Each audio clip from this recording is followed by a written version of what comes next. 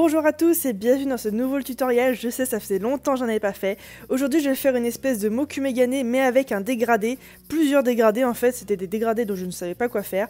Je vais les découper en petits carrés que je vais assembler en plaques, alors je les assemble un petit peu n'importe comment et je vais lisser avec du papier sulfurisé pour me donner une plaque bien lisse. Alors Mokume ou Hidden Magic, je sais plus vraiment. Bref, en tout cas la technique est la même, je vais aplatir cette plaque, mettre une plaque de blanc entre chaque morceau pour pouvoir me donner une espèce de contraste et ensuite je vais réassembler en essayant de faire une espèce de bloc que je vais ensuite texturer avec une plaque de texture et découper comme on fait pour un Hidden Magic.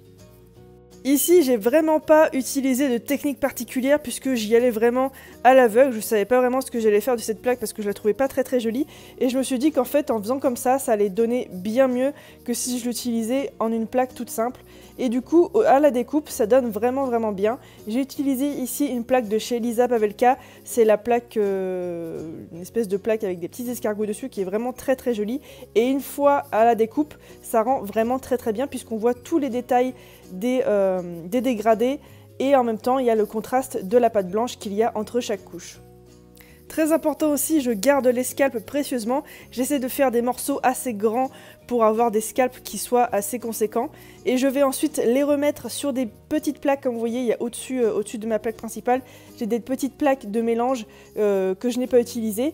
Je vais les utiliser ensuite pour remettre les morceaux de scalp et comme ça va me donner de nouvelles plaques que je vais pouvoir utiliser pour créer mon bijou juste après. Je lisse avec les doigts et du papier sulfurisé et je passe à la machine à pâte et surtout je fais attention à ce que tout soit à la même épaisseur, ce sera très important pour la suite pour pouvoir monter le bijou.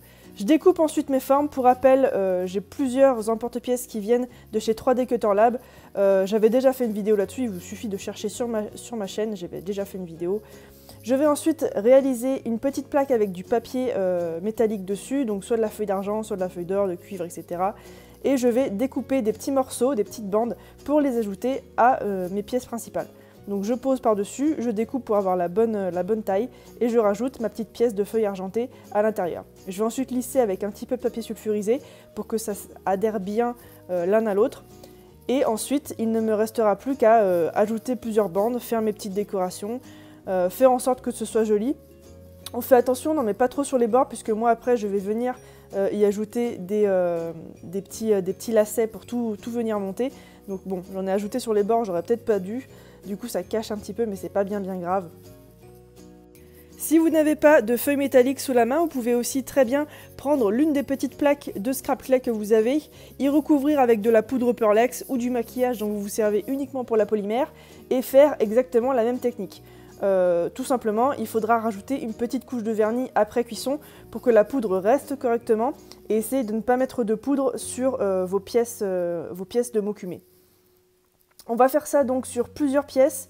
Moi j'ai choisi de la feuille d'argent ici, j'en ai ensuite fait un avec de la feuille dorée, de la feuille cuivrée. C'est vraiment en fonction de ce que vous voulez et de ce que vous avez sous la main aussi. Lorsque vous aurez fini ça, il ne vous restera plus qu'à cuire vos créations et quand ce sera cuit, vous pourrez aussi y mettre votre semelle. Donc pour la semelle, c'est pas compliqué, j'ai utilisé tout simplement les morceaux du Mokumegane que je n'avais pas utilisé, comme ça on ne gaspille pas de pâte et du coup on a une semelle qui est aussi raccord au niveau des couleurs. Lorsque vos semelles sont cuites, il vous restera juste à poncer les bords pour que tout soit assez lisse au niveau des extrémités et on va ensuite pouvoir apposer un petit peu de vernis pour pouvoir protéger notre feuille d'argent et faire un petit peu briller la création.